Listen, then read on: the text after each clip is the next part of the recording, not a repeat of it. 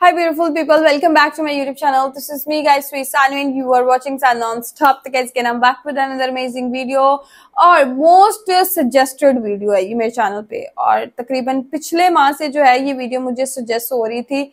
मैं ही वीडियो लाने में कुछ देर कर गई, आप लोगों को पता है ना, मैं फिर थोड़ी लेजी भी हो जाती हूँ। तो planning of article 370 removal. Okay, तो नितेश राजपूत के ये चैनल से मैंने वीडियो लिया। 43.6 मिनट्स की ये वीडियो है, मतलब काफी लॉन्ग वीडियो है, स्किप नहीं करनी तुम लोगों ने। ओके, या तो फिर ऐसे देख लेते हैं, अगर पूरी वीडियो के ऊपर रिएक्ट होगा तो ठीक है, नहीं तो इसको पार्ट्स के अंदर जो है वो रिएक्शन बना देंगे। तो क्या है कि मुझे इसके बारे में आर्टिकल 370 के बारे में कुछ भी एक जीरो किस्म का एक नॉलेज होता है ना, मुझे नहीं है नॉलेज, ठीक है। तो क्या है कि ये सारी चीजें वीडियो के अंदर जाके पता चलेंगी। नितेश राजपूत जो है वो हर चीज को इतने डिटेल से इतने अच्छे से बताते हैं ना, तो इनकी वीडियो सजेस्ट हुई थी ज्यादा, तो मैंने कहा इसी के ऊपर वीडियो बना। हालांकि जो है वो दूरव राठी ने भी इसके ऊपर वीडियो बनाई, बट उसकी सजेशन मुझे नहीं थी आई। मुझे ज्यादा जो है वो इनकी सजेशन आई थी कि इन्होंने जो है, आपको पता है लास्ट टाइम मैंने एक और इनकी वीडियो के ऊपर रिएक्शन वीडियो बनाई थी और मुझे उस वाक्य का भी जो है अजमल कसाब वाली वीडियो, ठीक है, तो उसका भी नहीं था पता है। बैकग्राउंड में जाके हर चीज को जो है ऐसे ही इन्होंने बताया कि मैं अपने माइंड के अंदर हर चीज को विजुअलाइज करना स्टार्ट कर दिया मैंने। तो बहुत अच्छे से ये हर चीज को बयान करते हैं। लाइक सब्सक्राइब एंड शेयर करते जाइएगा, अपनी राय कमेंट सेक्शन के अंदर जरूर दीजिएगा। बाकी की बातें साझा वीडियो के लास्ट में स्किप नहीं करना, वीडियो को लाइक सब्सक्राइब कर दिया ना, वेरी गुड। तो लेट्स स्टार्ट द वीडियो। आधी रात में पीएम मोदी जो थे वो एक सीक्रेट गाड़ी में प्रेसिडेंट हाउस पहुंचते हैं। महबूबा मुफ्ती गवर्नमेंट बनाने के लिए सबसे पहले तो फोन वगैरह ट्राई करती हैं, लेकिन वो फोन नहीं उठता है। लेकिन आप कोइंसिडेंस देखिए, उसी पर्टिकुलर टाइम पे फैक्स मशीन खराब हो जाती है। इसी दिन आर्टिकल 370 हटाने की नींव रख दी गई थी। अनुच्छेद 370 के सभी खंड लागू नहीं होंगे। इस पर्टिकुलर टाइम तक बीजेपी ने अपनी पूरी प्लानिंग कर ली थी। एडवाइजरी जारी की जाती है कि डिवोटीज यात्रा बीच में ही रोक दें और जो कश्मीर वैली है उसको छोड़ के वहां से बाहर चले जाएं। यानी कि इसकी वजह से आर्टिकल 370 को हटाना बहुत ही टेढ़ी खीर हो गई थी। नेहरू जी आर्मी भेजने के बहुत खिलाफ थे, लेकिन सरदार वल्लभ भाई पटेल जबरदस्ती आर्मी भेज देते हैं। जब पाकिस्तान को इतना पीछे कर दिया था, थोड़ा और पीछे कर देना चाहिए था। बीच में यूएन में जाने की क्या जरूरत थी कि एक देश में दो विधान, दो निशान, दो प्रधान नहीं चलेंगे। देखिए, जब भी जम्मू एंड कश्मीर की बात होती है तो आर्टिकल 370 और 35A इनकी बात जरूर होती है, और आप सबको ऑलरेडी पता है कि इनको हटा दिया गया है। लेकिन ये जो आर्टिकल्स थे ये कोई नॉर्मल आर्टिकल्स नहीं थे। इनके अंदर कुछ ऐसी चीजें मेंशंस थी जिसकी वजह से इतने सालों तक ये कंट्रोवर्शियल और एक हिस्टोरिकल मुद्दा बना इंडिया के अंदर। जान दे देंगे इसके लिए, क्या बात कर रहे हो आप? इसको हटाने के बाद भी आज की डेट तक इसके बारे में बात होती है। बहुत ही यूनिक वजह से इन आर्टिकल्स को लाया गया था, और जब इनको हटाया गया वो भी यूनिक था, इसलिए इतने साल लगे इसको हटाने में। 4 से 5 साल तक एक प्रॉपर प्लानिंग के तहत इसको हटाया गया, और जो प्लानिंग और स्ट्रेटेजी बनाई गई थी वो भी बहुत यूनिक थी। और वही चीज मैं आज आपको बहुत ही डिटेल में बताऊंगा कि ये लाया क्यों गया था और क्या तरीके यूज हुए थे इसको हटाने के लिए। एंड आई एम श्योर आपको ऐसा लगेगा जैसे कोई चाणक्य नीति की मूवी चल रही हो, इतना दिमाग लगा के इसको हटाया गया था। बट इसको समझने के लिए हमें थोड़ा सा पीछे जाना पड़ेगा। देखिए, देश आजाद होने से पहले इंडिया का जो मैप था वो ये था, और इस पूरे एरिया में ब्रिटिशर्स 2 तरीके से राज करते थे। ये मैप में आपको येलो और पिंक कलर दिख रहा होगा। जहां येलो कलर है मतलब कि वहां डायरेक्ट ब्रिटिशर्स का राज था, जिसे ब्रिटिश इंडिया कहा जाता था। और जो स्टेट्स आपको पिंक कलर में दिख रहे हैं वहां ब्रिटिशर्स उस जगह के राजा या निजाम के साथ मिलकर इनडायरेक्टली राज करते थे। इनको प्रिंसली स्टेट कहा जाता था। इन प्रिंसली स्टेट्स में राजा अपने स्टेट की सभी इंटरनल चीजें खुद संभालते थे। बस डिफेंस, फॉरेन अफेयर और कम्युनिकेशन जो था, ये चीजें ब्रिटिश गवर्नमेंट के हाथ में होती थी। और ये जो जम्मू एंड कश्मीर है, हैदराबाद, जोधपुर, ये सब प्रिंसली स्टेट्स थे। ऐसे करके करीब 565 प्रिंसली स्टेट थे। आगे बढ़ने से पहले मैं आपसे एक काफी कॉमन प्रॉब्लम डिस्कस करना चाहता हूं, जिसके बारे में रिसेंटली कुछ सब्सक्राइबर्स ने भी मुझसे पूछा था। ये इंडियन मेल्स में एक बढ़ती प्रॉब्लम होती जा रही है, और वो है हेयर लॉस। जनरली हमने अपने दिमाग में एक चीज फिक्स कर रखी है कि अगर हमारे माँ बाप में से किसी को हेयर फॉल की प्रॉब्लम थी, मतलब हम भी गंजे हो जाएंगे, और इस जेनेटिक हेयर लॉस का कोई इलाज नहीं है। अब देखिए, ये बात तो सच है कि ऐसे केसेस में गंजे होने का रिस्क रहता है, लेकिन अगर आप टाइमली एक्शन लें तो इससे बचा जा सकता है। आपके सामने मैं उन लोगों के रिजल्ट्स दिखाना चाहता हूं जिनको जेनेटिक हेयर लॉस होना शुरू हुआ, लेकिन उन्होंने मैनेज कर लिया इसको। जेनेटिक हेयर लॉस जो होता है वो DHT हार्मोन से होता है, जो सभी मेल्स में होता है। लेकिन जिनके बाल DHT से सेंसिटिव होते हैं उनमें ये हेयर लॉस पैदा करता है। और ये जो सेंसिटिविटी है ये डाइट, लाइफस्टाइल, स्ट्रेस से इंक्रीज हो सकती है। तो इसका जो ट्रीटमेंट है वो भी ये सारी चीजें समझ के करना चाहिए, जो ट्राया एकदम अच्छी तरीके से करता है। ट्राया का हेयर टेस्ट आपके हेयर लॉस का स्टेज, रीजन, टाइप आइडेंटिफाई करेगा और फिर आपको कस्टमाइज ट्रीटमेंट देगा। इनके बाकी 93% कस्टमर्स की तरह मैंने खुद इससे काफी इंप्रूवमेंट देखा है। आप भी ट्राई ऐप डाउनलोड करके फ्री हेयर टेस्ट लेकर अपना कस्टमाइज किट लीजिए और 5 से 6 महीने में रिजल्ट्स देखिए। मेरा कूपन कोड 20NR यूज करने पर आपको 20% डिस्काउंट भी मिल जाएगा। लिंक मैंने डिस्क्रिप्शन में दे दिया है। तो टॉपिक पे वापस आते हैं। अब देखिए होता क्या है कि जब ब्रिटिशर्स का इंडिया से जाने का टाइम आता है तो ब्रिटिश गवर्नमेंट 2 जून 1947 को एक माउंटबेटन प्लान लेके आती है, जिसमें यह था कि ब्रिटिश इंडिया को रिलीजियस डेमोग्राफी यानी कि हिंदू मुस्लिम पॉपुलेशन के हिसाब से 2 देशों में बांट दिया जाएगा। और ये जो प्लान था इसमें सबसे इंपॉर्टेंट बात यह थी कि ब्रिटिश इंडिया को ही बांटा जाएगा। ये जो प्रिंसली स्टेट्स थी ये इसमें इंक्लूडेड नहीं थी। इस प्लान में यह कहा गया था कि जो प्रिंसली स्टेट है उनकी मर्जी है, वो इंडिया के साथ रहना चाहे तो इंडिया के साथ रहें, पाकिस्तान के साथ रहना चाहे तो पाकिस्तान के साथ रहें, या फिर उनका अगर मन है कि वो इंडिपेंडेंट रहना चाहती हैं तो इंडिपेंडेंट रह सकती है। तो उस टाइम पे ऐसे एरिया वाइज पॉपुलेशन रहती थी। डार्क ग्रीन वाला जो एरिया आप देख रहे हैं इसमें मुस्लिम पॉपुलेशन जो थी वो मेजॉरिटी में थी। तो ये जो माउंटबेटन प्लान था इसको 18 जुलाई 1947 को इंडिया इंडिपेंडेंस एक्ट 1947 के नाम से लागू करके बंटवारा शुरू कर दिया जाता है, जिसमें बंगाल के 2 हिस्से होते हैं। ईस्ट बंगाल जो था वो पाकिस्तान के पास गया, फिर पंजाब के 2 हिस्से होते हैं जिसमें वेस्ट पंजाब जो था वो पाकिस्तान के पास गया, सिंध और ये जो पूरा बलूचिस्तान प्रोविंस है ये पाकिस्तान के पास गया, और बाकी जो ब्रिटिश इंडिया का पार्ट था वो सारा का सारा इंडिया के पास गया। और फिर इसके बाद 14 अगस्त 1947 को पाकिस्तान और 15 अगस्त 1947 को इंडिया आजाद होता है। इंडिया आजाद हो गया। ये जो एरिया था इस तरीके से बांटा गया था। ये जो खाली पार्ट आपको दिख रहा है ये सारे प्रिंसली स्टेट थे, छोटे छोटे प्रिंसली स्टेट थे यहाँ पे। अब ये जो प्रिंसली स्टेट थे इनको इंडिया की तरफ से सरदार वल्लभ भाई पटेल और पाकिस्तान की तरफ से जिन्ना अपने अपने खेमे में जोड़ने के लिए ट्राई करना स्टार्ट करते हैं। पाकिस्तान के पास ये सारे प्रिंसली स्टेट्स आ जाते हैं और बाकी जितने बचते हैं वो इंडिया के पास आ जाते हैं। अब ये सारी चीजें जितनी आसानी से मैं बता रहा हूँ कि ये ऐसे डिवाइड हो गए थे, इतनी आसानी से नहीं हुए थे।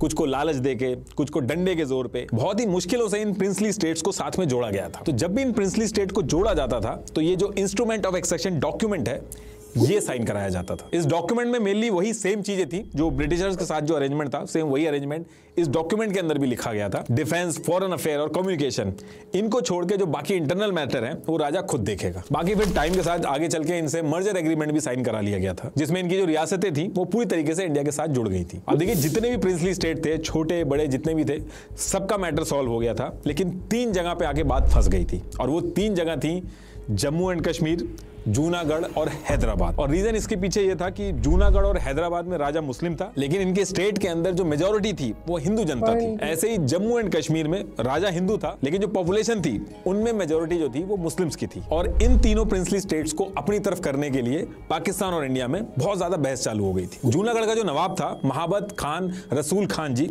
इन्होंने क्या किया था, इन्होंने अपने स्टेट के अंदर जो दीवान रखा था वो शाह नवाज भुट्टो, इसको बनाया था।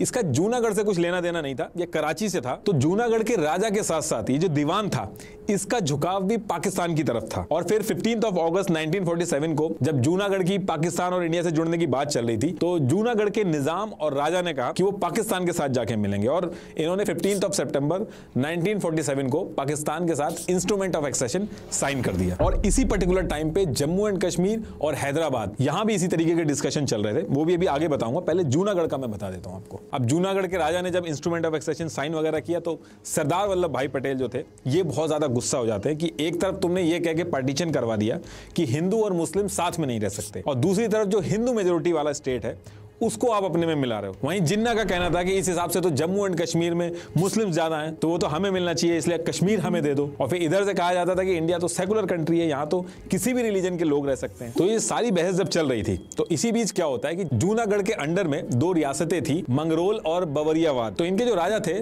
वो इंडिया के साथ मिल गए और पेपर वगैरह भी साइन करने लगे। और इसके बाद इंडिया ने आर्मी भेज के जूनागढ़ को चारों तरफ से घेर लिया था।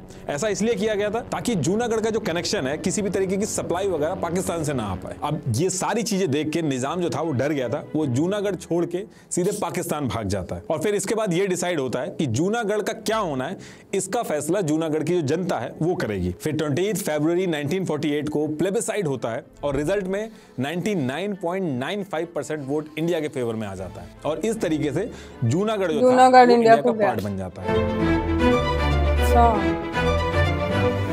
ये स्टोरी जो जूनागढ़ की है ये अभी आपको इररिलेवेंट लग रही होगी, लेकिन अभी आगे जब मैं जम्मू एंड कश्मीर की बात करूंगा तब आपको थोड़ा सा इसका रिलेवेंस समझ में आएगा। और अब बात करते हैं हैदराबाद की। इसी टाइम पे हैदराबाद में भी इशू चल रहे थे। तीनों ये स्टेट है सेम टाइम पे इशू चल रहे थे। अब हैदराबाद में पॉपुलेशन हिंदू मेजोरिटी में थी, लेकिन निजाम मीर उस्मान अली खान का जो मन था वो ये था कि वो इंडिपेंडेंट रहे और अगर मजबूरी में किसी कंट्री के साथ मिलना भी है तो पाकिस्तान से मिले। लेकिन हैदराबाद को अगर आप देखोगे तो वो इंडिया के बीचों बीच है, तो ये चीज पॉसिबल नहीं थी और इंडिया के लिए भी बहुत बड़ा थ्रेट हो जाता कि बीच में ऐसे कोई जगह होती जो पाकिस्तान बनी हुई होती। तो इंडिया की तरफ से बैक टू बैक बातचीत स्टार्ट होना शुरू होती है और काफी प्रेशर डेवलप होता है। तो निजाम क्या करता है कि वो 1 साल का टाइम मांगता है और स्टैंड स्टिल एग्रीमेंट जो होता है वो साइन कर लेता है। इसमें वो कहता है कि 1 साल तक वो जैसी सिचुएशन है वैसी रहेगी और उसके 1 साल के बाद हम लोग डिसाइड करेंगे कि हैदराबाद और इंडिया का कैसा हैदराबाद पाकिस्तान में इंडिया इस पर्टिकुलर टाइम में बड़ी आसानी से ये चीज मान जाता है क्योंकि जम्मू एंड कश्मीर में भी इंडिया फंसा हुआ था तो वो पहले वहां डील कर रहा था। लेकिन हैदराबाद का जो निजाम था उसने इस 1 साल के अंदर पहले तो पाकिस्तान के साथ मिलकर स्ट्रेटेजी बनाना स्टार्ट किया,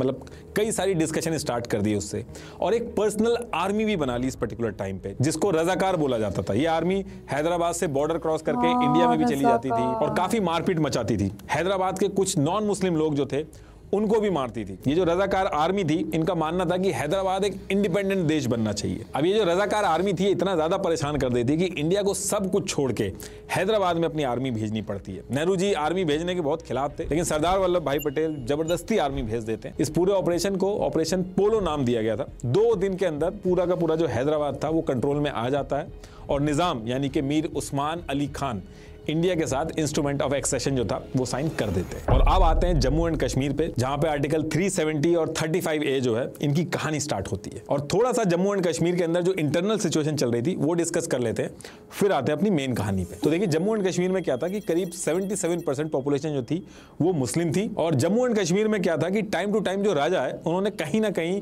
अपनी जनता के बीच में भेदभाव रखा। जब मुस्लिम राजा आया तो उसने हिंदुओं को दबा के रखा और जब हिंदू राजा आए तो उन्होंने मुस्लिमों को दबा के रखा। तो जम्मू एंड कश्मीर में जो राजा हरि सिंह थे उनके ऊपर भी ऐसे आरोप लगते थे कि वो हिंदुओं को फेवर करते हैं। एक स्टेट सब्जेक्ट लॉ 1927 बनाया था राजा हरि सिंह ने जिसमें एलिगेशन थे इनके ऊपर कि ये हिंदुओं को गवर्नमेंट जॉब में प्रायोरिटी देते हैं। तो इन सारी चीजों को लेके जम्मू कश्मीर के अंदर जो मुस्लिम्स थे वो प्रोटेस्ट वगैरह टाइम टू टाइम करते रहते थे और सबसे बड़ा जो प्रोटेस्ट हुआ था वो ईयर 1931 में हुआ था। और इसी टाइम पे एक आदमी था शेख अब्दुल्ला वहां पे जो अभी फारूक अब्दुल्ला उनके फादर, तो ये राजा के खिलाफ आवाज उठाना शुरू कर देते हैं कि राजा को हटाओ और डेमोक्रेसी लेके आओ। तो इस पर्टिकुलर टाइम पे ये चल रहा था कि इंडिया के अंदर ब्रिटिशर से नेहरू जो थे वो लड़ाई कर रहे थे और सेम टाइम पे शेख अब्दुल्ला जो था वो कश्मीर के अंदर राजा के खिलाफ मुहिम चला रहा था, लड़ाई कर रहा था। और अपनी बात आगे रखने के लिए शेख अब्दुल्ला ने all Jammu and Kashmir Muslim conference नाम से एक पार्टी बनाई थी जो आगे चल के सेकुलर दिखाना था उनको, तो उसका नाम चेंज करके नेशनल कॉन्फ्रेंस रख दिया गया था। और ये जो पॉलिटिकल पार्टी है ये अभी भी है। तो उस टाइम पे नेहरू जी एक तरफ इंडिया में डेमोक्रेसी लाने के लिए क्विट इंडिया मूवमेंट कर रहे थे, सेम टाइम पे जो शेख अब्दुल्ला थे ये भी कश्मीर के अंदर क्विट कश्मीर मूवमेंट चला रहे थे। और इन्हीं सब वजह से जवाहरलाल नेहरू और शेख अब्दुल्ला में बहुत ही अच्छी दोस्ती भी हो गई थी। और ऐसा भी कहा जाता है कि शेख अब्दुल्ला ने नेहरू जी को कॉन्फिडेंस दिया था कि उनके हाथ में जब पावर या पोजीशन आएगी तो वो इंडिया को ही सपोर्ट करेंगे अगर मिलने की बात आई तो। अब ये सारी चीजें जो हो रही थी राजा हरि सिंह को भी पता थी, इसलिए राजा को ना तो शेख अब्दुल्ला पसंद था ना ही जवाहरलाल नेहरू। और पाकिस्तान के जो जिन्ना थे वो भी राजा को नहीं पसंद थे। और ऐसा इसलिए था क्योंकि राजा को पता था कि ये जो शेख अब्दुल्ला और जवाहरलाल नेहरू हैं ये किसी ना किसी तरीके से आगे चल के कोशिश करेंगे डेमोक्रेसी लाने की या राजशाहत जो है उसको हटाने की। और वही पाकिस्तान में राजा को ये डर था कि अगर आगे चल के कभी मिलना पड़ गया पाकिस्तान से तो वो राजा हिंदू है उसको हटा के फेंक देंगे। और इंडिया के साथ मिलेंगे तो नेहरू और शेख अब्दुल्ला जो है वो डेमोक्रेसी की बात करेंगे, तो वहां जो राजा है वहां पे उसकी गद्दी खतरे में आएगी। तो कुल मिलाकर राजा को अपनी गद्दी बहुत प्यारी थी, इसलिए उसने कहा कि उसको इंडिपेंडेंट रहना है, उसको किसी से नहीं मिलना है। तो इसीलिए जब इंडिया और पाकिस्तान आजाद हुए तो राजा ने कहा कि ना तो उसको इंडिया से मिलना है ना पाकिस्तान से मिलना है, वो कोई इंस्ट्रूमेंट ऑफ एक्सेशन जो है उसको साइन नहीं करेगा। हाँ वो एक चीज कर सकता है कि वो स्टैंड स्टिल एग्रीमेंट जो है उसको साइन कर लेगा। और इस चीज का ऑफर जो है उसने पाकिस्तान और इंडिया दोनों को दिया, जिसमें से पाकिस्तान ने ये जो स्टैंड स्टिल एग्रीमेंट था इसको साइन कर लिया था, जिसका मतलब ये था कि जम्मू एंड कश्मीर और पाकिस्तान के बीच में trade, travel, communication, flow of essential commodities जो है ये एकदम फ्रीली मूव होंगी। लेकिन इंडिया ने ये स्टैंड स्टिल एग्रीमेंट भी साइन नहीं किया था। अब पाकिस्तान ने एग्रीमेंट साइन तो कर लिया था, लेकिन पाकिस्तान के मन में डे वन से था कि कैसे भी करके कश्मीर को वो पाकिस्तान से जोड़ ले, क्योंकि वहां पे उसको लगता था कि वो पाकिस्तान को बिलोंग करता है, वहां मुस्लिम पॉपुलेशन ज्यादा है। और जब उसको लगा कि ये स्टैंड स्टिल एग्रीमेंट वगैरह इससे कोई फायदा है नहीं, चीजें हाथ से बाहर जा रही हैं, तो पाकिस्तान ने इस एग्रीमेंट को फॉलो करना बंद किया और कश्मीर के सारे जो फूड सप्लाई वगैरह थे वो सब रोक दिए और नेक्स्ट डे कश्मीर के ऊपर अटैक कर दिया। लेकिन अटैक करने के लिए पाकिस्तान ने अपनी मिलिट्री नहीं भेजी, इसकी बजाय अनऑफिशियली एक पश्तून ट्राइब थी वहां की, उसको लड़ने के लिए भेजा ताकि पाकिस्तान के ऊपर ब्लेम ना आए। पाकिस्तान ने इस साइड से अटैक करना स्टार्ट किया और कुछ ही दिनों में पाकिस्तान के लड़ाके यहां तक यानी कि श्रीनगर के बहुत करीब पहुंच गए थे और कश्मीर के अंदर पहुंच के जो लड़ाके थे इन्होंने बहुत ज्यादा मारकाट मचाई, क्या हिंदू क्या मुस्लिम किसी को नहीं छोड़ा। अब इसके बाद ये लोग राजा हरि सिंह के एरिया में भी एंटर करने वाले थे और राजा को समझ में आ गया था कि अब जम्मू एंड कश्मीर भी जाएगा हाथ से और उसकी जान भी खतरे में है, तो तुरंत वो इंडिया की तरफ मुंह करता है और इंडिया से मदद मांगता है। अब इंडिया का कहना था कि जम्मू एंड कश्मीर ने इंस्ट्रूमेंट ऑफ एक्सेशन तो साइन किया नहीं है, जम्मू एंड कश्मीर अभी इंडिया का पार्ट तो बना नहीं है, तो हम मदद नहीं कर सकते। तो राजा हरि सिंह ने 26 अक्टूबर 1947 को इंस्ट्रूमेंट ऑफ एक्सेशन साइन किया और जम्मू एंड कश्मीर इंडिया का पार्ट बन गया। अब कश्मीर का डिफेंस, एक्सटर्नल अफेयर और कम्युनिकेशन इंडिया की जिम्मेदारी हो जाती है। इसके साथ साथ नेहरू जी ने राजा हरि सिंह से यह भी डिमांड की थी शेख अब्दुल्ला, जिसको जेल में बंद किया गया, उसको भी निकाल दें और शेख अब्दुल्ला को पीएम बनाने के लिए भी नेहरू जी ने राजा को कन्विंस कर लिया था। जवाहरलाल नेहरू पूरी तरीके से कॉन्फिडेंस में थे कि जम्मू एंड कश्मीर के इंडिया से मर्जर की जब बात आएगी तो शेख अब्दुल्ला इंडिया के साथ खड़ा रहेगा। तो ये सारी चीजें सेट होने के बाद अगले दिन 27 अक्टूबर 1947 को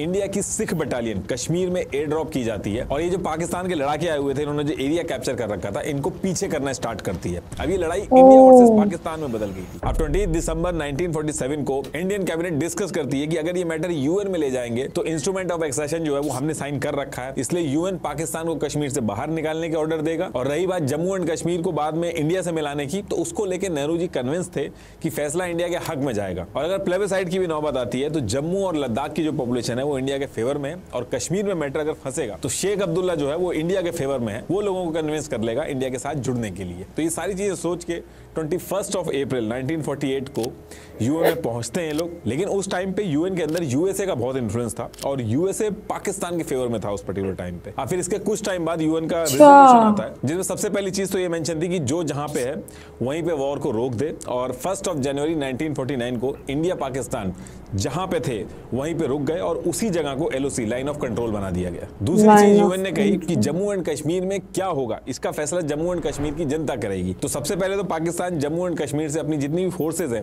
उनको बाहर निकालेगा, फिर इंडिया अपनी फोर्सेज को बाहर निकालेगी, उसके बाद जम्मू एंड कश्मीर में प्लेबिसाइड होगा जो कि जम्मू एंड कश्मीर का एडमिनिस्ट्रेशन करवाएगा, फिर डिसाइड होगा कि जम्मू एंड कश्मीर किस देश में जाके मिलेगा। अब इस पर्टिकुलर चीज के लिए नेहरू जी को बहुत ज्यादा क्रिटिसाइज किया जाता है कि राजा हरि सिंह एक ऐसी सिचुएशन में फंसे हुए थे जहां उनके जीने मरने की बात थी, तो आप उस पर्टिकुलर टाइम पे जो चाहते वो साइन करा सकते थे, मर्जर एग्रीमेंट वगैरह कोई भी शर्त वगैरह हो आप उस पर्टिकुलर टाइम पे मनवा सकते थे। और दूसरी चीज जब मुश्किल टाइम था ना, पीछे कर दिया था, थोड़ा और पीछे कर देना चाहिए था, बीच में यूएन में जाने की क्या जरूरत थी। लेकिन नेहरू जी के सपोर्ट में जो लोग रहते हैं उनका ये मानना है कि अगर मिलिट्री के दम पे कश्मीर को ले लिया जाता तो वो एक टेम्परेरी सोल्यूशन होता। दूसरी दिक्कत इसमें यह आती कि पाकिस्तान का जो क्लेम था जूनागढ़ और हैदराबाद में कि दोनों स्टेट के राजा पाकिस्तान के साथ जुड़ना चाहते थे, जूनागढ़ में तो इंस्ट्रूमेंट ऑफ एक्सेशन भी साइन हो गया था, सेम वही जम्मू एंड कश्मीर वाली सिचुएशन थी, तो वहां पे ये जो क्लेम था पाकिस्तान का वो बहुत स्ट्रांग हो जाता है इंटरनेशनल प्लेटफॉर्म पे। तो इसलिए नेहरू जी प्लेबिसाइड करा के जम्मू एंड कश्मीर को लेना चाहते थे। और दूसरी चीज नेहरू जी को शेख अब्दुल्ला पे बहुत कॉन्फिडेंस था, जो आगे चल के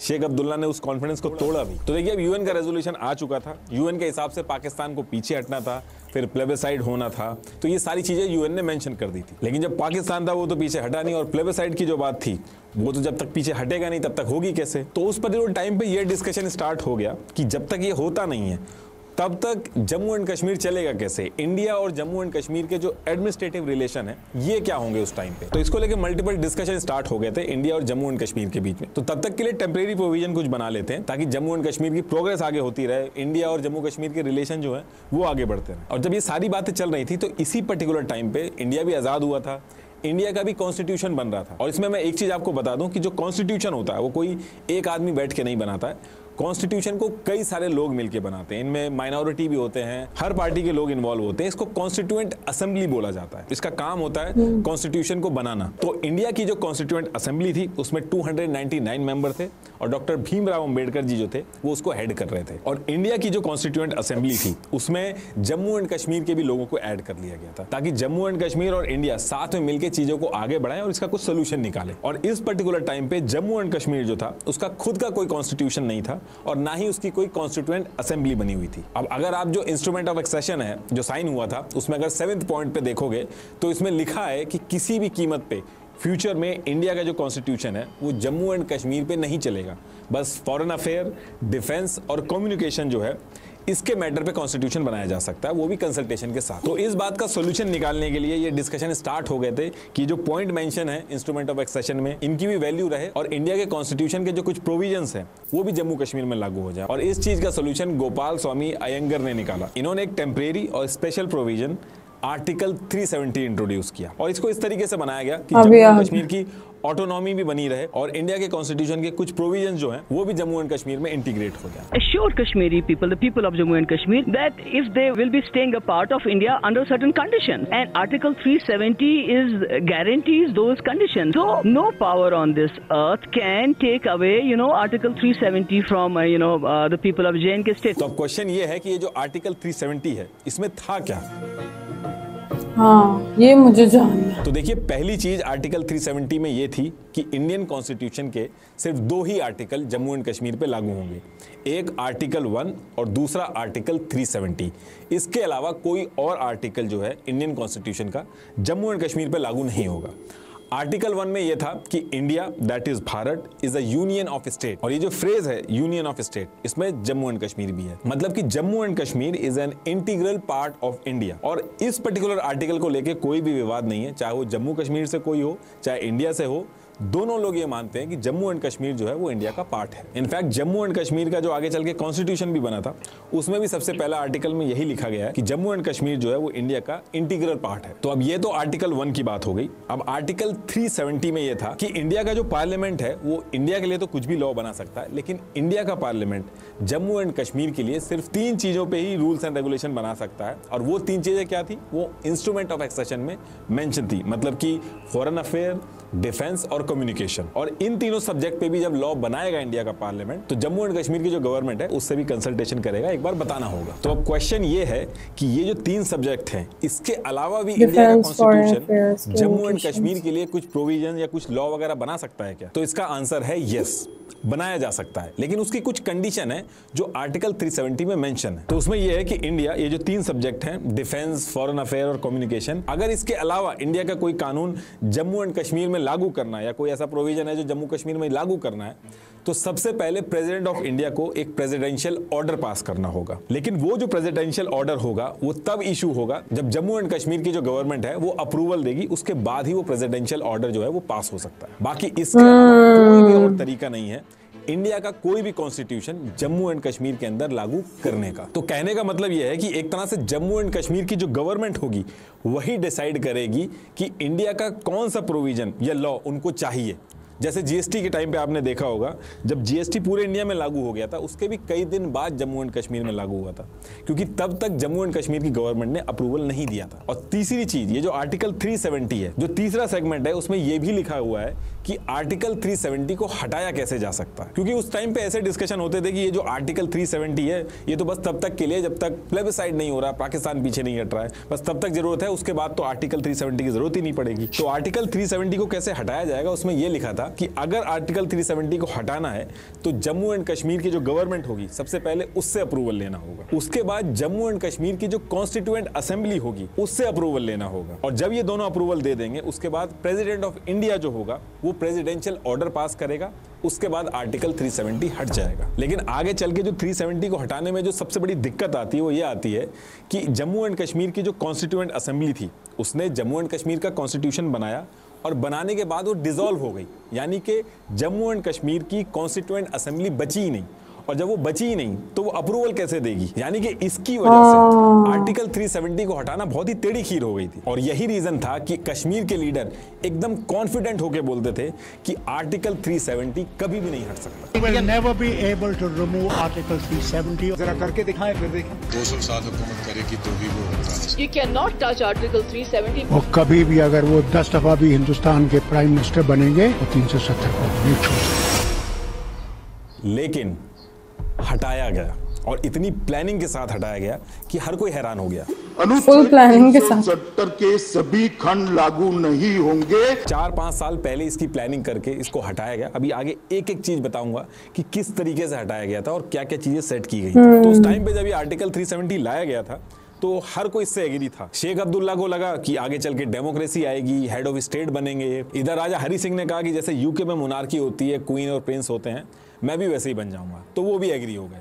तो इस तरीके से हर कोई एग्री था आर्टिकल 370 आने से। और क्योंकि सबकी अंडरस्टैंडिंग थी कि प्लेबिसाइड होगा, पाकिस्तान पीछे जाएगा, तब तक के लिए है, तो ये तो टेम्परेरी है। तो इसी रीजन की वजह से आर्टिकल 370 को इंडियन कॉन्स्टिट्यूशन के पार्ट 21 में ऐड किया गया। इंडिया का जो कॉन्स्टिट्यूशन है उसमें पार्ट 21 में जितने भी टेम्परेरी प्रोविजन होते हैं उनको ऐड किया जाता है। तो इसके बाद जम्मू एंड कश्मीर इंडिया का स्टेट बन के काम करना स्टार्ट करते हैं। अब इसके बाद ईयर 1951 में जम्मू एंड कश्मीर के कॉन्स्टिट्यूशन बनाने की बात होती है और इसकी वजह से आर्टिकल 370 को हटाने का जो ऑप्शन था वो भी खत्म हो जाता है। तो अब इस पर्टिकुलर टाइम पे आर्टिकल 370 जो था वो आ चुका था।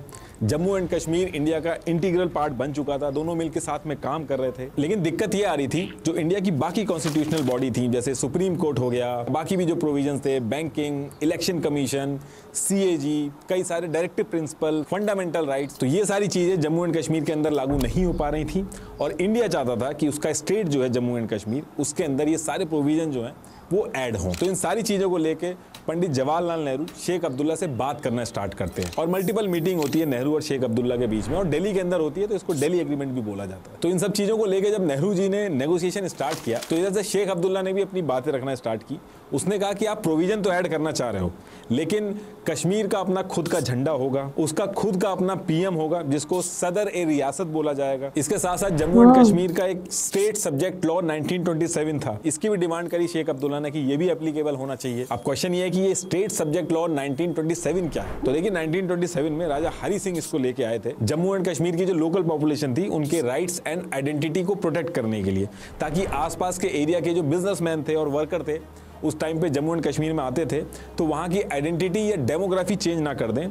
इस वजह से इस लॉ को लाया गया था। इस लॉ में मेनली यही था कि बाहर से कोई आदमी आएगा तो वो लैंड नहीं खरीद सकता, गवर्नमेंट जॉब जो होगी वो उसको नहीं मिलेगी, जो जम्मू एंड कश्मीर के परमानेंट लोकल रहने वाले हैं उनको मिलेगी, परमानेंट रेजिडेंट कौन होगा वो डिसाइड होगा इसमें। तो ये सारी चीज़ें थी इसमें। तो जवाहरलाल नेहरू इस पे कहते हैं कि जो तीनों चीज़ें हैं, जो स्टेट लॉ है आपका 1927 वाला, झंडे वाला जो सिस्टम है, और जो 2 PM की आप बात कर रहे हो, हम ये तीनों चीज़ें मान लेते हैं। लेकिन अब नेहरू जी ने ये कह तो दिया था, लेकिन ये करना आसान नहीं था, क्योंकि अगर जम्मू एंड कश्मीर में 2 फ्लैग होंगे, 2 प्राइम मिनिस्टर होंगे और स्टेट सब्जेक्ट लॉ मान लिया जाए तो ये तो एक तरह से इंडिया के अंदर डिस्क्रिमिनेशन हो गया। जो इंडिया के बाकी सिटीजन हैं उनके लिए डिस्क्रिमिनेशन हो गया। इंडियन कॉन्स्टिट्यूशन के चैप्टर ऑफ फंडामेंटल राइट्स है, आर्टिकल 14, आर्टिकल 19, आर्टिकल 21, इनके हिसाब से तो इंडियन सिटीजन में कभी भी डिस्क्रिमिनेशन नहीं होना चाहिए। जैसे मान लो मैं लखनऊ में रहता हूँ और मैं कल को गुड़गांव शिफ्ट हो जाता हूँ, तो कुछ टाइम बाद मेरी कॉन्स्टिट्यूएंसी चेंज की जा सकती है, मैं गुड़गांव से भी वोट कर सकता हूँ। लेकिन जम्मू एंड कश्मीर में मैं जाके 50 साल भी रह लूँ तो ऐसा नहीं कर सकता। तो ये चीज इंडिया के बाकी जो स्टेट के लोग थे उनके साथ तो डिस्क्रिमिनेशन हो गया, क्योंकि वो लोग जम्मू एंड कश्मीर में जाके ना तो जमीन खरीद सकते, ना गवर्नमेंट जॉब उनको मिलेगी, चाहे वो कितने भी साल रह ले वहां पे। अभी डिस्क्रिमिनेशन तो था, लेकिन उसके बाद भी इसको लाया गया, अलग अलग कॉन्स्टिट्यूशनल रेमेडीज जो होती हैं उनका यूज करके इसको लाया गया। और वो इसलिए लाया गया ताकि इंडिया के जो बाकी प्रोविजन है, जैसे सुप्रीम कोर्ट, इलेक्शन कमीशन, ये सारी चीजें जम्मू कश्मीर के अंदर भी लागू हों, और वो बहुत जरूरी थी। और यही वो टाइम था जब आर्टिकल 370 के अंडर आर्टिकल 35A लाया गया। और जिस तरीके से आर्टिकल 370 में मेंशन था कि पहले प्रेसिडेंशियल ऑर्डर लाना होगा, फिर जम्मू एंड कश्मीर की जो स्टेट होगी वो परमिशन देगी, तो ठीक उसी तरीके से आर्टिकल 35A को आर्टिकल 370 के अंदर लाया गया। इसीलिए आप देखोगे कि जो चीजें मेंशन है आर्टिकल 35A में, वो सब वही जम्मू एंड कश्मीर का जो स्टेट सब्जेक्ट लॉ 1927 है उसी से मिलती जुलती हैं। अब क्योंकि इसकी वजह से 2 फ्लैग हो गए थे, 2 PM बन गए थे, और परमानेंट रेजिडेंस के जो रूल थे वो भी अलग थे, तो इसी वजह से आगे चल के लोग इसको कहते थे कि ये तो एक तरह से जम्मू एंड कश्मीर के अंदर ड्यूअल सिटीजनशिप है। तो आगे चल के आर्टिकल 35A जो था उसको बहुत क्रिटिसाइज किया जाता था, लेकिन उस पर्टिकुलर टाइम पे जब ये लागू हुआ था तो पूरे इंडिया में जश्न मनाया गया था। वो इसलिए क्योंकि इंडियन कॉन्स्टिट्यूशन के मेजॉरिटी ऑफ प्रोविजन जो थे वो इंप्लीमेंट हो गए थे जम्मू एंड कश्मीर में, और जम्मू एंड कश्मीर के लोग थे वो भी खुश हो गए थे, क्योंकि उनको लग रहा था कि जब तक प्लेबिसाइड होगा, इंडिया के जो सिटीजन हैं वो यहाँ आके जमीनें खरीद लेंगे, यहाँ की सिटीजनशिप ले लेंगे, तो यहाँ की डेमोग्राफी चेंज हो जाएगी। तो ये जो आर्टिकल 35A है ये जो इंप्लीमेंट हो गया, तो इसकी वजह से उनकी डेमोग्राफी खराब नहीं होगी, तो वो भी बहुत खुश थे। अब देखिए जब ये आर्टिकल 35A इसको जब इंप्लीमेंट करने की बात चल रही थी तो शेख अब्दुल्ला के तेवर और एम्बिशन दोनों बदल चुके थे। जो कॉन्फिडेंस वो इंडिया को पहले दे रहे थे, अब इस पर्टिकुलर टाइम पे वो चीज चेंज हो चुकी थी। इनफैक्ट हर चीज में वो मना करने लगे थे, और इंटेलिजेंस की रिपोर्ट से ये भी पता चला था कि इन्होंने पाकिस्तान के साथ भी नेगोशिएशन स्टार्ट कर दी थी। इनफैक्ट आर्टिकल 35A को ये रोकने के चक्कर में भी थे। तो फिर फिर इसी टाइम पे इनके ऊपर एक देशद्रोह का केस सामने आता है जिसे कश्मीर कॉन्स्पिरेसी केस भी कहते हैं। तो इस केस के चक्कर में शेख अब्दुल्ला को हटा दिया जाता है और जो उनके डेप्यूटी पीएम थे बख्शी गुलाम मोहम्मद, उनको पीएम बना दिया जाता है। और फिर आर्टिकल 35A के जितने भी डिस्कशन होते हैं वो कंटिन्यू करते हैं और आगे चल के आर्टिकल 35A इंप्लीमेंट हो जाता है। उस टाइम पे यानी कि ईयर 1954 में हमारे जो प्रेसिडेंट थे वो राजेंद्र प्रसाद थे, तो उन्होंने प्रेसिडेंशियल ऑर्डर 1954 पास किया जिसको जम्मू एंड कश्मीर की गवर्नमेंट ने अप्रूव किया और फिर आर्टिकल 35A को आर्टिकल 3070 के अंदर में ऐड कर दिया गया। ये जो 1954 का प्रेसिडेंशियल ऑर्डर है, इसी के थ्रू जितने भी कॉन्स्टिट्यूशन थे जम्मू कश्मीर के अंदर ये डाले गए थे। इनफैक्ट 2019 से पहले अमेंडमेंट करके बहुत सारे अमेंडमेंट किए गए थे और इंडियन कॉन्स्टिट्यूशन के जितने भी प्रोविजन वगैरह थे जैसे कि banking, finance, CAG, election commission वगैरह, हर चीज इसी 1954 प्रेसिडेंशियल ऑर्डर में अमेंडमेंट करके डाले गए थे। जैसे जो पीएम की पोस्ट थी जम्मू एंड कश्मीर के अंदर, इसी प्रेसिडेंशियल ऑर्डर 1954 को अमेंड करके उसको चेंज करके सीएम कर दिया गया था। पीएम की जगह आप सीएम होने लगे थे। तो ये जो प्रेसिडेंशियल ऑर्डर 1954 है ये बहुत ही इंपॉर्टेंट था। 97 आइटम्स जो इंडियन कॉन्स्टिट्यूशन की यूनियन लिस्ट में मेंशन थे उसमें से 94 आइटम जम्मू एंड कश्मीर में ऐड किए गए इसी प्रेसिडेंशियल ऑर्डर को अमेंड करके। इसलिए आप देखोगे जब बहस वगैरह भी होती है जो इंडिया के अगेंस्ट में रहते हैं तो वो कहते हैं कि दिल्ली एग्रीमेंट और प्रेसिडेंशियल ऑर्डर 1954 से पहले की बात करो, उसके बाद की बात मत करो। तो ऐसे ही धीरे धीरे करके सारी चीजें की गई। आगे चल के इंडिया के अंदर राजशाही जो थी उसको खत्म किया गया। इंडिया चाइना वॉर हुई, इंडिया पाकिस्तान की वॉर हुई, पाकिस्तान की तरफ से इंसर्जेंसी भी काफी हुई जम्मू एंड कश्मीर के अंदर, क्योंकि वॉर में पाकिस्तान हार रहा था तो उसने कश्मीर में इंसर्जेंसी करके कश्मीर के अंदर जो प्रॉक्सी वॉर वगैरह होती है उसका सहारा लिया, जिसकी वजह से मल्टीपल ऐसे इवेंट हुए, 40,000 से ज्यादा लोगों की जान गई और हजारों इंडियन आर्मी के जवान शहीद हुए। तो इस पूरे टाइम पे कश्मीर में क्या क्या इवेंट हुए, कितना अनरेस्ट था, वो आपको ऑलरेडी पता है। तो ये जो सारे इवेंट हुए, इसके बाद जम्मू एंड कश्मीर रीजन की जो डेमोग्राफी थी वो भी चेंज हुई। और वो कैसे हुई एक बार जल्दी से वो भी दिखा देता हूं आपको। उसके बाद डायरेक्ट आर्टिकल 370 कैसे हटा उसकी बात करेंगे। ये लाइन है, ये जम्मू से शुरू होती है NJ 9842 तक। यही लाइन LOC है जहां पे लड़ाई रुकी थी। इसके बाद कई सालों बाद इंडिया को पता चलता है कि पाकिस्तान इस एरिया को लेने का प्लान कर रहा है, तो इंडिया सियाचिन ग्लेशियर जो था उसके अंदर भी अपनी आर्मी बैठा देती है, जिससे NJ 9842 से बढ़ के LOC जो है वो यहाँ तक हो गई। इस पॉइंट को इंदिरा कोल कहा जाता है। फिर आगे चल के आपको पता है कि चाइना ने हमसे ये पार्ट ले लिया। ये पाकिस्तान ऑक्यूपाइड कश्मीर है, ये 3 पार्ट में चल रहा है। ये पार्ट जिसको सक्शाम वैली बोलते हैं, तो ये पार्ट तो पाकिस्तान ने चाइना को दे दिया है। बाकी जो एरिया है उसको पाकिस्तान ने 2 पार्ट में डिवाइड कर दिया। एक गिलगिट बाल्टिस्तान जिसको पाकिस्तान खुद चला रहा है, और दूसरा ये मीरपुर मुजफ्फराबाद वाला एरिया जिसको पाकिस्तान आजाद कश्मीर के नाम से बुलाता है। इसको पाकिस्तान एक इंडिपेंडेंट स्टेट कहता है। यहाँ पे इन्होंने एक अलग से प्रेसिडेंट, पीएम ये सब अपॉइंट कर दिए, हालांकि चलाता इसको पाकिस्तान ही है। और अब बात करते हैं कि जो आर्टिकल 370 है ये हटा कैसे। तो देखिए होता क्या है कि सेम टाइम पे बीजेपी जो पॉलिटिकल पार्टी है वो बहुत तेजी से ऊपर आ रही थी और बीजेपी के जो नेता थे वो आर्टिकल 370 और नेहरू जी ने जिस तरीके से इस पूरी सिचुएशन को डील किया था इससे बहुत गुस्सा थी। इनफैक्ट बीजेपी ने आगे चल के अपने मैनिफेस्टो में भी डाल रखा था कि हमारी सरकार बनेगी तो हम आर्टिकल 370 को हटा देंगे।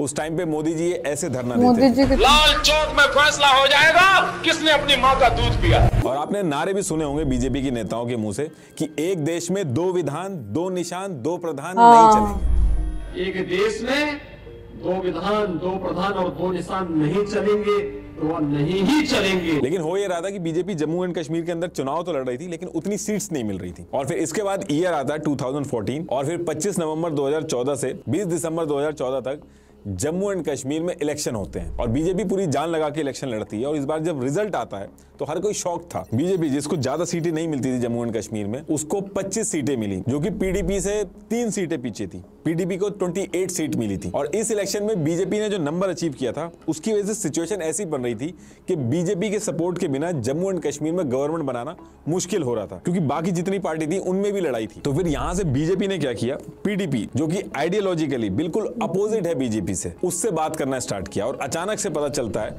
कि 25 फरवरी 2015 को अमित शाह और महबूबा मुफ्ती प्रेस कॉन्फ्रेंस कर देते हैं और फिर 1 मार्च 2015 को दोनों मिलके जम्मू एंड कश्मीर में सरकार बना लेते हैं। ये पहली बार था जब बीजेपी ने पीडीपी का सपोर्ट किया था। और ये जो डेट है 1 मार्च 2015, ऐसा माना जाता है कि इसी दिन आर्टिकल 370 हटाने की नींव रख दी गई थी। जो डिमांड थी पीडीपी की, बीजेपी ने सारी की सारी मान ली थी। मुफ्ती मोहम्मद सईद को सीएम बनाना था, बीजेपी मान गई। और बीजेपी के निर्मल कुमार सिंह जो थे उनको डेप्यूटी सीएम बना दिया गया था और बीजेपी इसमें कोई इंटरफेरेंस नहीं करती है, वो चुपचाप मान जाती है। उनको हटाना था ना, 2 साल तक ये लोग सरकार चलाते हैं। उसके बाद डेट आती है 19 जून 2018 और ऐसा माना जाता है कि इस पर्टिकुलर टाइम तक बीजेपी ने अपनी पूरी प्लानिंग कर ली थी। हालांकि ये एक अजम्पशन है, इसका कोई प्रूफ नहीं है, लेकिन ऐसा कहा जाता है। तो अब होता क्या है कि 19 जून 2018 को अचानक से बीजेपी ने सपोर्ट वापस ले लिया पीडीपी से। तो अब सपोर्ट वापस ले लिया तो इसका क्या मतलब हुआ?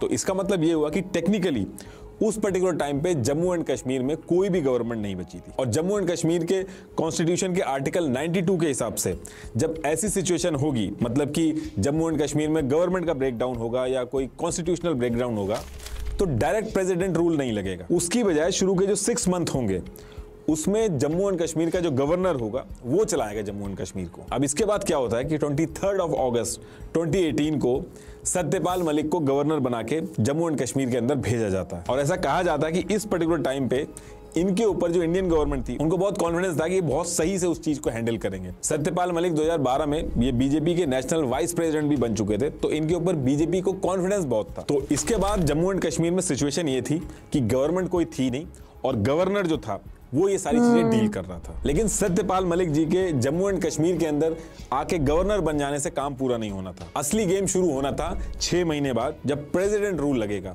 और सब लोग उसी का वेट कर रहे थे कि 6 महीने पूरे हों और प्रेसिडेंट रूल लगे जम्मू एंड कश्मीर के अंदर। अब ये जो 6 महीने बचे थे, इस बीच में अगर गवर्नमेंट बन जाती तो दिक्कत आती आर्टिकल 370 को हटाने में। देखिए अभी थोड़ा सा वेट करिएगा, अभी ये जो सारी चीजें मैं बता रहा हूँ ये अभी सेंस करेंगी, ये सारी चीजें जाके एक ही जगह मिलेंगी। तो ये जो 6 महीने का टाइम था, इस पर्टिकुलर टाइम पे बीजेपी का बिल्कुल मन नहीं था गवर्नमेंट बनाने का, तो वो अपना चुपचाप बैठ जाती है। अब बीजेपी तो बैठ जाती है, लेकिन इसके बाद क्या होता है कि बाकी पार्टियां जो थी जैसे पीडीपी, कांग्रेस, नेशनल कांग्रेस, इन सब के डिस्कशन स्टार्ट हो जाते हैं और ये सब अपने डिफरेंसेस जो थे इनके उनको दूर करके 21 नवंबर 2018 को, यानी कि 6 महीने पूरे होने से जस्ट 1 महीना पहले ही कोशिश करते हैं गवर्नमेंट बनाने की और ये तीनों पार्टियां एक साथ आ जाती हैं। और ये जो तीनों पार्टियां थी ये उस पर्टिकुलर टाइम पे क्लूलेस थी, ये सरकार बनाने में लगी थी, लेकिन इनको कुछ आइडिया नहीं था कि आगे होने क्या वाला है। तो इसके बाद 21 नवंबर 2018 को ये जो पार्टियां थी ये गवर्नर यानी कि सत्यपाल मलिक को रीच करती हैं। महबूबा मुफ्ती गवर्नमेंट बनाने के लिए सबसे पहले तो फोन वगैरह ट्राई करती हैं, लेकिन वो फोन नहीं उठता है। उसके बाद वो फैक्स भेजती हैं गवर्नमेंट बनाने के लिए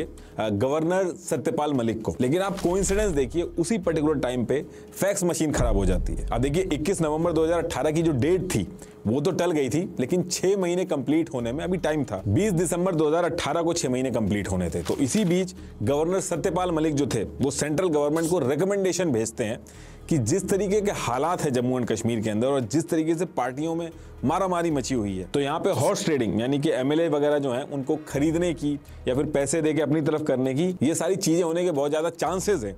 तो ऐसी सिचुएशन में गवर्नमेंट फॉर्म करना सही नहीं रहेगा और ये जो रिकमेंडेशन थी ये एक्सेप्ट हो जाती है। अब इसके बाद डेट आती है 20 दिसंबर 2018। इस दिन 6 महीने पूरे होते हैं और जम्मू एंड कश्मीर के कॉन्स्टिट्यूशन के हिसाब से जो प्रेसिडेंट रूल है वो लग जाता है। अब जब भी प्रेसिडेंट रूल लगता है तो प्रेसिडेंट खुद आके स्टेट को नहीं चलाते हैं, वो एक नोटिफिकेशन जारी करते हैं जिसमें सारी चीजें मेंशन होती हैं कि उनके बिहाफ पे स्टेट को कौन चलाएगा और कैसे चलाएगा। उस नोटिफिकेशन में सारी चीजें मेंशन होती हैं। तो सेम चीज जम्मू एंड कश्मीर के केस में भी होती है। 20 दिसंबर 2018 को 6 महीने पूरे होते हैं और 19 दिसंबर 2018 को प्रेसिडेंट एक नोटिफिकेशन जारी करते हैं। ये है वो नोटिफिकेशन। इसके सेकंड पेज के फर्स्ट पार्ट को देखिए, इसमें मेंशन है कि जो गवर्नर है वही प्रेसिडेंट के बिहाफ पे जम्मू एंड कश्मीर को चलाएगा, जो कि सत्यपाल मलिक है। अब आप कहोगे कि ये जो 6 महीने थे इसका क्यों वेट हो रहा था? इस पर्टिकुलर टाइम पे भी तो गवर्नर सत्यपाल मलिक ही थे और वही जम्मू एंड कश्मीर को चला रहे थे। तो देखिए प्रेसिडेंट रूल लगने से पहले गवर्नर के हाथ में ज्यादा पावर नहीं थी, लेकिन 6 महीने कंप्लीट होने के बाद जब प्रेसिडेंट रूल लगा तो गवर्नर के हाथ में बहुत सारी पावर आ गई। इस प्रेसिडेंट रूल लगने और प्रेसिडेंट का जो नोटिफिकेशन आया था इसकी वजह से जो गवर्नर था जम्मू एंड कश्मीर का यानी कि सत्यपाल मलिक, उनके पास इतनी पावर आ गई थी जितनी एक देश के प्राइम मिनिस्टर के पास होती है। सिंपल भाषा में बस इतना समझ लीजिए कि जम्मू एंड कश्मीर के जो गवर्नर थे सत्यपाल मलिक, वो जम्मू एंड कश्मीर के पीएम की तरह एक्ट करने लगे थे। अब आते हैं दूसरी बात पे। अब इसी नोटिफिकेशन में फर्स्ट पेज के ख सेक्शन में देखिए, इसमें यह है कि देखिए जम्मू एंड कश्मीर में गवर्नमेंट है नहीं, विधानसभा जो है वो भंग हो रखी है। तो विधानसभा का जो काम है वो किसी ना किसी को तो करना होगा ना, तो करेगा कौन? तो इस प्रेसिडेंट नोटिफिकेशन का जो खास सेक्शन है, तो इसमें ये चीज बताई गई है क्योंकि विधानसभा भंग हो गई है तो उसकी जगह पे इंडिया का जो पार्लियामेंट है उसके बिहाफ पे एक्ट करेगा। अब आपको समझ में आ गया होगा कि 6 महीने का वेट क्यों हो रहा था और ये जो प्रेसिडेंट रूल आने के बाद जो नोटिफिकेशन आया था ये कितना इंपॉर्टेंट हुआ। इससे हुआ ये कि जम्मू एंड कश्मीर की जो पीएम की पोजीशन थी वो इंडियन गवर्नमेंट की तरफ से भेजे गए गवर्नर सत्यपाल मलिक उनकी हो गई और जम्मू एंड कश्मीर की जो पूरी लेजिस्लेटिव असेंबली है वो इंडिया की पार्लियामेंट हो गई। अब आगे चल के अगर जम्मू एंड कश्मीर के अंदर कोई चीज लानी है तो उसके अप्रूवल में जो दिक्कत आती थी वो खत्म हो गई इस एक नोटिफिकेशन से। मतलब कि महबूबा मुफ्ती और उमर अब्दुल्ला वगैरह इनकी जो पार्टियां थी इनके हाथ से पावर शिफ्ट होके सेंट्रल गवर्नमेंट के हाथ में पहुंच गई थी। अब इतना काम करने के बाद जम्मू एंड कश्मीर की जो सिक्योरिटी थी उसके ऊपर ध्यान दिया गया क्योंकि कई सारी दिक्कतें खड़ी हो सकती थी। सेपरेटिस्ट मूवमेंट जो होता है वो खड़ा हो सकता था, पाकिस्तान की तरफ से रिटेलिएशन आ सकता था। तो इस चीज को लेके ऐसा कहा जाता है कि अजीत डोभाल,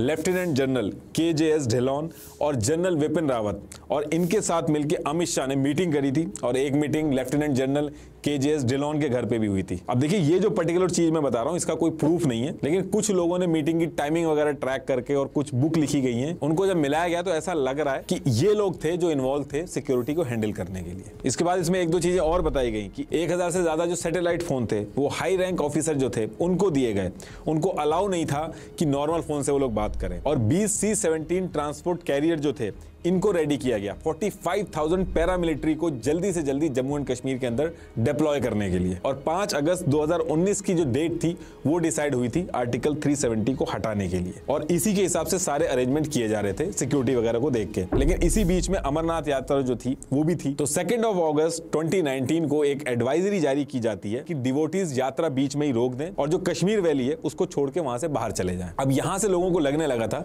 कि शायद कुछ बड़ा होने वाला जम्मू एंड कश्मीर के अंदर।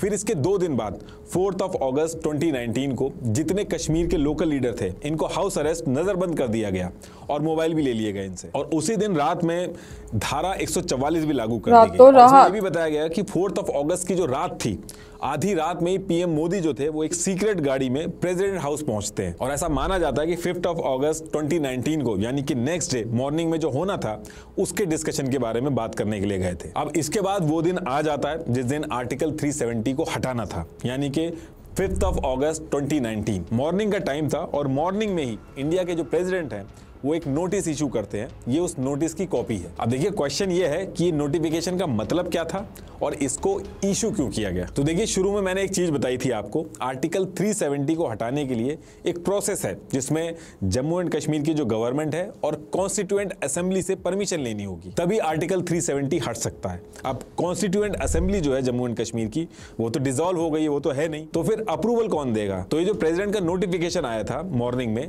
ये उसी चीज का सोल्यूशन था। इसके अंदर इस नोटिफिकेशन की पहली लाइन पढ़िए, हमने जम्मू एंड कश्मीर की गवर्नमेंट से परमिशन ले ली है यानी कि सत्यपाल मलिक से परमिशन ले ली है। बाकी नीचे जो इसमें पूरा लिखा गया है इसमें सिंपल सा मतलब ये है कि आज से जम्मू एंड कश्मीर की जो लेजिस्लेटिव असेंबली है उसको ही कॉन्स्टिट्यूएंट असेंबली बोला जाएगा। ये देखिए 2D जो है ये इसमें लिखा है। तो अब क्वेश्चन ये है कि क्या ऐसा पॉसिबल है, लीगली ऐसा पॉसिबल है कि किसी भी चीज का नाम चेंज करके उसका कुछ और नाम कर दो। तो देखिए हमारे कॉन्स्टिट्यूशन के आर्टिकल 367 में ऐसे अमेंडमेंट होते हैं और ये चीज की जा सकती है। इसके साथ साथ फर्स्ट पॉइंट का पहला और दूसरा पार्ट देखिए, ये कह रहा है कि ये जो प्रेसिडेंट ऑर्डर 1954 था जिसको अमेंड कर करके जम्मू एंड कश्मीर में प्रोविजन वगैरह ऐड किए गए, इसको पूरी तरीके से हटा के उसकी जगह ये नया प्रेसिडेंट ऑर्डर 2019 है ये लागू होगा। इसमें यह है कि जो भी इंडिया का कानून होगा वो as it is Jammu and Kashmir पे लागू हो जाएगा बिना किसी एक्सेप्शन के। तो मॉर्निंग में जैसे ये नोटिफिकेशन आया इसके आते ही आर्टिकल 35A वगैरह सब राइट अवे खत्म हो गए। अब इसके थोड़ी देर बाद अमित शाह राज्यसभा पहुंचते हैं, लेकिन अमित शाह जब राज्यसभा के अंदर घुस रहे थे तो एक रिपोर्टर ने इनकी फोटोग्राफ ले ली थी एक डॉक्यूमेंट के साथ। ये वो पिक थी, इसको आप जूम करोगे तो ये फोटो है।